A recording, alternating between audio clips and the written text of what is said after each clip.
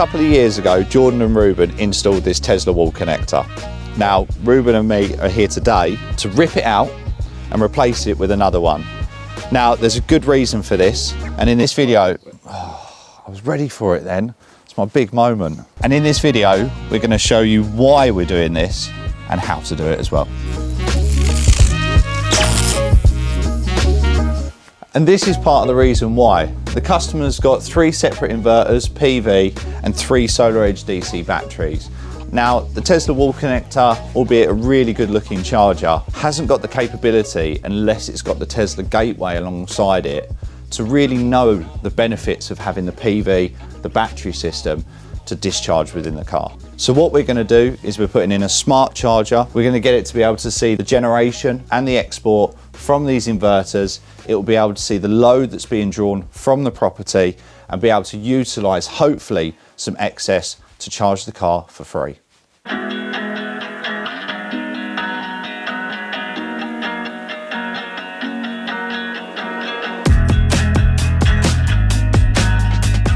Do you recognise this space? If not, I don't blame you, because I hardly remember it. I've erased it from my memory. But this is actually where me and Jordan did a clip of angle drilling, which hopefully it should pop up. I don't know, I'm not an editor. But yeah, we measured out the angle and it was pretty spot on. Okay, go. Yes! Absolutely bullseye. I mean, I'm not saying I'm a natural, but if you remember it, it's that job. Always confused me why Tesla's never just put pen fault protection within their chargers. So we've safely isolated the wall connector. We've removed the Garrow device, or the pen fault device that's protecting it. We've disconnected the cables. Reuben's just pulled that bit of 𝐒𝐲𝐻 through, and now we're going to remove the charger. So that's the Tesla Gen 3 wall connector off the wall. Now, I mentioned at the start that Jordan and Reuben installed this. The customer actually supplied this charger under recommendation that she doesn't, because she was looking to get solar PV and battery and not looking to go down the Tesla route with the system. It was recommended that she didn't go for the wall connector, but she did, and this is why a few years later we're now actually changing it out for something a bit smarter. The wall connector is a fantastic charger. There's nothing wrong with it. It's a good product by Tesla. It looks nice, it does the job, but it is dumb. It is basically a glorified socket point, unless you've got the integration with the Tesla gateway. So we've removed the pen fault protective device, and you may be thinking, what is pen fault protection? Now, a lot of the EV chargers nowadays have got pen fault built in. It was a big thing that came in a few years ago, which is why we stopped doing earth rods with EV chargers. But in between, you have pen fault protective devices. Now, the Tesla doesn't have one built in. So what does this device actually do? Okay, so PEN stands for protective, earth and neutral. And what it's looking for is a fault between them 2 conductors. And when I say fault, it's looking for a difference in the voltage between protective earth and the neutral. Now, what issues can occur if we have a fault? Well, the main big one with EV chargers is the bodywork to the vehicle can actually become live. So before pen fault was introduced into EV chargers, we had to provide these. The Tesla charger hasn't kept up with other manufacturers installing them in the device. So if you are installing the Tesla Wall Connector 3, you need one of these. Someone do this in a hurry, did they? How to properly gland off, how to do it rushed. We've already said that we were here to do the charger, but we've been here a few times. So we've done a solar install here, which I'll show you in a bit. We did the EICR, which I think was a video as well. It was quite interesting because we had the pool as well, which we kind of focused on. And we did the batteries. Is this the one where they pushed you in the vault? Yeah. Oh. I've seen that bit of video. Rough times. Rough times. Rough times, yeah. What, when you used to wear swim shorts to work? Yeah. Ah, this is the tennis court one that everyone talks about. Got it bang on east-west facing, which is good. Helps with the generation all year round. Nice shallow angle, which will really produce in the summer. I like the little rubbers, that's a good idea. Nice install. How did you find it? No, it was all right. It was just faffy to get it right. Yeah. Because it was the first time that we'd done this fan box system as well. It was all just a learning curve. It's 𝐿𝐼𝐻𝐸, isn't it? I have no idea. No, it's like giant Meccano, the Van der Waals systems. Like all of the ground mount systems are like Meccano sets. They take me back to when I was a kid playing with Lego. I don't know what Meccano is. You don't know what Meccano is? No. He doesn't know what Meccano is. Before my time. I'm not that old. How old are you? 34. You know, you're closer to 68 than to the day you were born. Oh, what a horrible thing to say. Take your rubbish. I can't wait to do another one of these. Oh, can't you? That's good.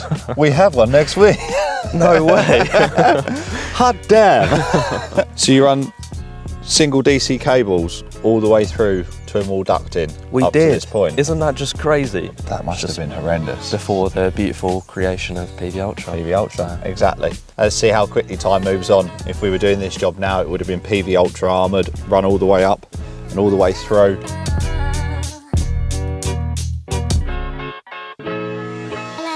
This is the problem with last minute jobs. So the customer actually phoned at the start of the week, and because they've been a good customer of Artisan's, we wanted to get out as quickly as possible. That was on Monday. We're now on Wednesday. The materials couldn't get delivered until today, so we've had them delivered to site, but it's now 9:45 a.m. and they're not here. So we've taken the Tesla charger off. We've taken the 𝐏𝐬𝐬 unit as well.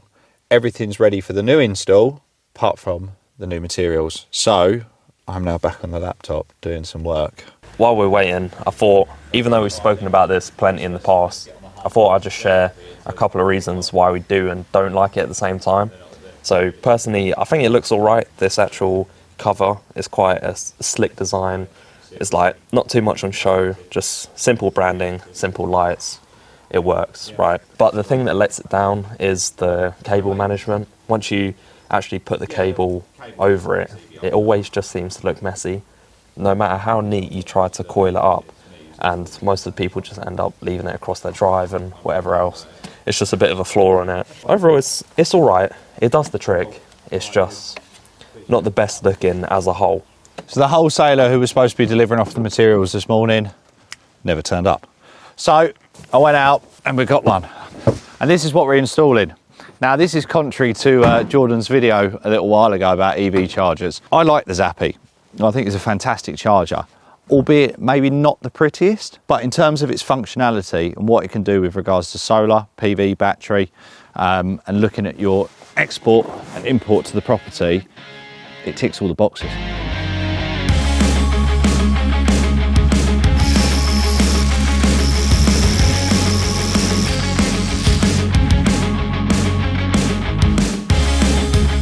So now we've got all the materials. Reuben and I have split up. Reuben's doing the internal run of the cable into the board, and I'm out here doing the charger. It's boss man. Aloha.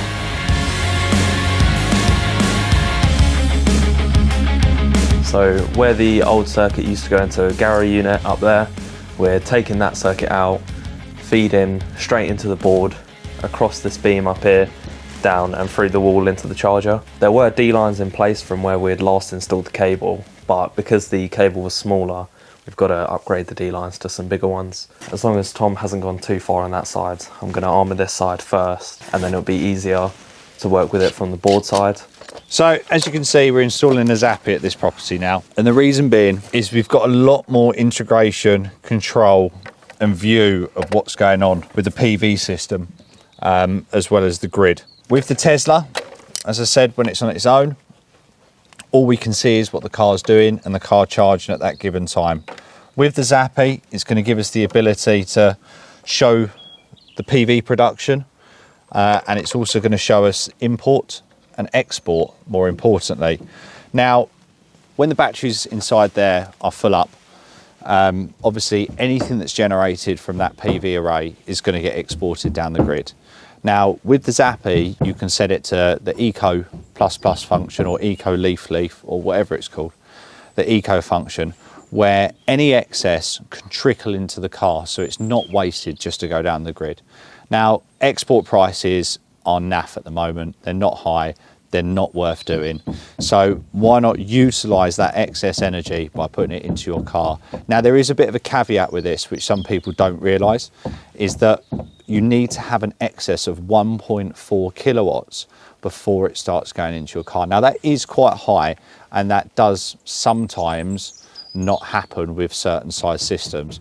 So it's a case of monitoring your export before, if you've already got a PV system, and working out whether there are periods of time, especially during the summer months, where you're exporting 1.5, 2 kilowatts worth of energy at any point, and you could be putting that in your car for free.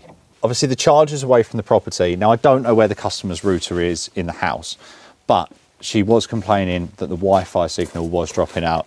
So with the Zappi, we're going to give it a hardwired Ethernet connection, so it's got permanent good internet, and we won't have that issue in the future. Just used Larry here, upgraded these clips running all along, so I'm just sticking the cable in now. I think Tom's already mentioned we are hardwiring the Ethernet to it, so I'll end up cable tying to this, and then we'll sort something poking through into the charger itself. Just another point as well, that I think the customer was under the impression that because she had a Tesla, it made sense for the Tesla charger to be the obvious pick, you know, compatibility and everything, which is quite logical, makes sense, but it's not always the case because of solar and battery integration is quite good on the Zappis and Hypervolts and stuff like that. You could see variation in what is actually best depending on your system, not just your car. What do you say? Bless. Bless. I've never known someone to have so much stuff in their pockets. That's a true apprentice, that is. Everything in his pockets, on hand, ready to go. This goes for all the EV manufacturers out there. How have you not been able to copy this? This thing is a lifesaver when you're retrofitting EV chargers. It's fantastic. It's probably the best thing that My Energy have come up with. So rather than us having to run a new bit of data cable round here, under the slabs and through, although there is ducting, so we could have done it, we can use this wireless Harvey device to be able to send the Zappi the information of what the house is importing and exporting. So there has been a couple of problems at this property with high and too low voltage. The high voltage was coming in peak generation times, and the low voltage is coming from the charge of the batteries. So to rectify this, we've installed a voltage optimizer, and there'll be a little video coming soon about why we've done this and what's happened since. So, you may have seen this guy before. It's been in a few videos now, but his name is Tom. What a legend. And we're going to get to know a bit about you, aren't we? Yeah. Yeah. He has got a mic, this is just for effect. We've got a few questions here, so what is your name? Did I spoil that? No, but I'll give you the full answer. Okay. Tom. Tom, okay. No Thomas? No. Oh, No, Tommy? only when I'm in trouble. Tommy! No? Okay, fine. When did you join Artisan? June of last year, although I didn't start till July because I was in Portugal. What a waster. Right. What is your job role for the company? Assistant manager. The AM. Big man. The big man, the AM. How long have you been a Spark for? 4 years now. 4 years. Sweet. Experience. That's what we like for an AM. What did you do before becoming an electrician? Before becoming an electrician, I was in the army when I first left school for around 6 years. And then I flitted from personal training to car sales. And then, yeah, decided to retrain. Sweet. It's quite a cool story. I was focusing in on the word flitted there. Flitted. I think he's showing off, you know. I've never heard him say that before. I don't even know what that means. Favourite food? Mixing it up a bit. It's got to be a Sunday roast. Roast lamb. Roast lamb all day long. Do you have lamb much? No. My other half's a vegan. Oh, well, that's not great, is it? What is your favourite kind of electrical job? I like battery only installs. Because you can get in and get out of the job in the same day. But anything renewables. That's where I sort of made my mark, was doing EV chargers, PV and battery. Graham Thomas, we like it. Favourite Beatles member? Ringo, because I like the name. Fair enough. Favourite thing about Jordan? His positivity. Least favourite thing about Jordan? His positivity. See, that's what we were after. That's the right answer. Favourite movie?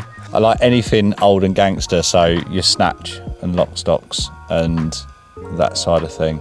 But then I am partial to a rom-com. There you go. That's the vegan side of him. That's it. I love you, man. Good film. If Oh. you haven't seen it, great film. What a legend. Thomas, the green AM, who uses the word flitted.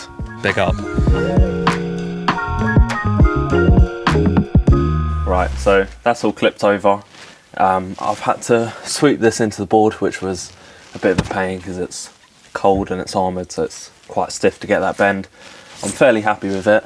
I think it's pretty good, like quite two smooth angles, so it's not too sharp or nothing.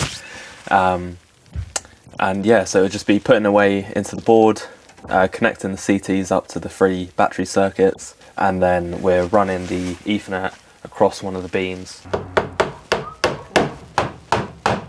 So if we can do orange, blue, green Yeah. for battery 1, 2, 3, and then we know which one's which, yeah?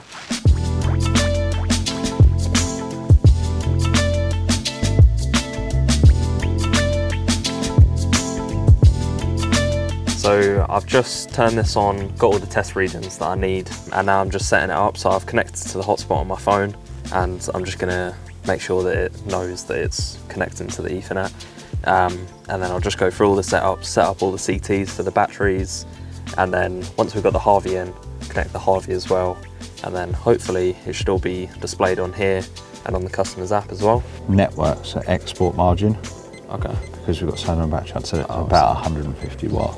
That's all set up as it should be now. It's just installing the updates. Just a note as well, because there's so many people that do EV installs now, or EV charging installs, it's like a race to the bottom at the moment, so people are just chucking them in. But we offer a 2-year warranty on our work, and it's probably worth checking that whoever you go with, just make sure that you find someone who has some sort of reliability, some sort of warranty would be good, because then you know they're sort of putting their name to their work, and you know that anything goes wrong, you can just fall back to them. Which is why we do it. We're confident in our work, and if you find someone who does that, they probably are as well.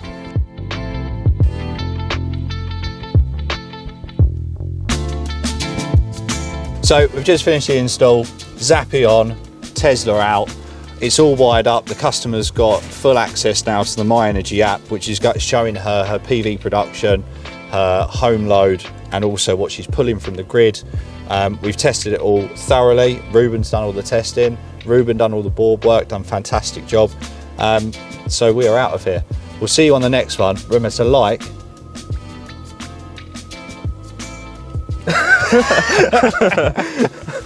Yeah, go on. Like the video. Follow me on Instagram, Reuben at Artisan Electrics. Cheers.